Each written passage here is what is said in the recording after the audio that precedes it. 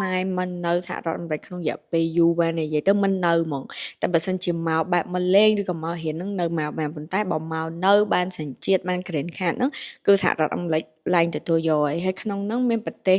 ខ្មែរប្រទេសថៃដែរលើកលែងតែប្រទេសវៀតណាមគឺជារឿងដែលចម្លែកបំផុតអញ្ចឹងសួរថាអ្នកដែលគាត់ចង់មកនៅសហរដ្ឋអាមេរិកហ្នឹងឥឡូវហ្នឹងវាមិនទៅវាពិបាកថងថាគេផ្អាកគេអត់បាននិយាយថាប្រឈប់ពេលគេផ្អាកប៉ុន្តែក៏អត់ដឹងថាបើកវិញពេលណាដែរហើយសំខាន់គឺតាក់ទងជាមួយនឹងការមករស់នៅតែម្ដង